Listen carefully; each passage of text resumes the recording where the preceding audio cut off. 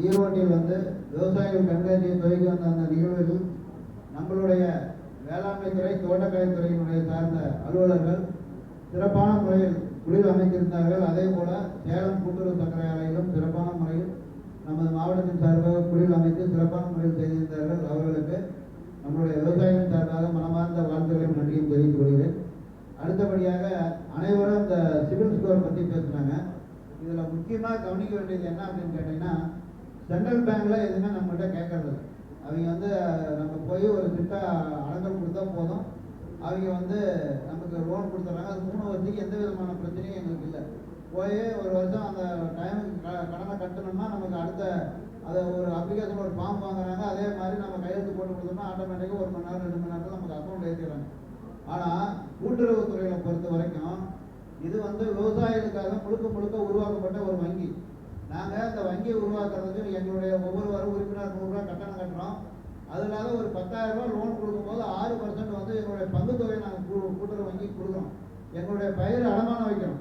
இத்தனையும் வச்சு அடங்கல், சிட்டா, பட்டா, ஏரிஜிஸ்ட்ரி, எஃப்எம்பி மேப்பு, அவர் பயிர் பண்ணியிருக்கிறாங்கிற போட்டா முதல் கொண்டு எடுத்துக்கொண்டு எல்லாமே கொடுத்து 3 மாதம் ஆகுது ஒரு லோனை வாங்குறதுக்கு.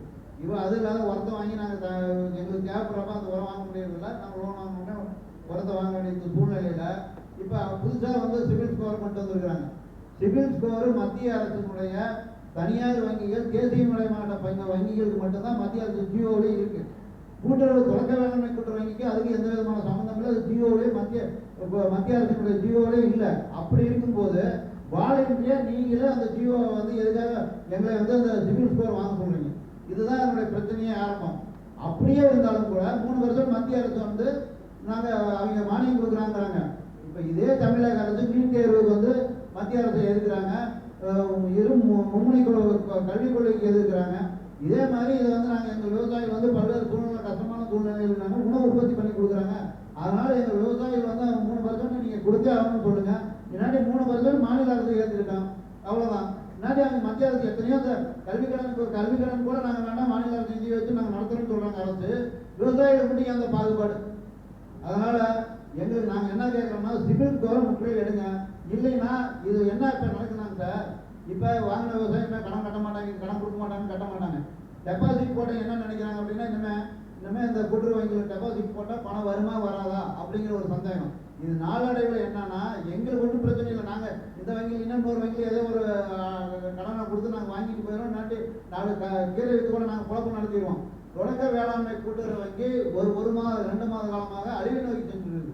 இதுதான். அது இல்லாத அரசாங்கத்திற்கு மிகப்பெரிய கெட்டப்பேர் ஏற்பட்டு இருக்கு. இதுதான் எங்களுடைய நிலைப்பாடு.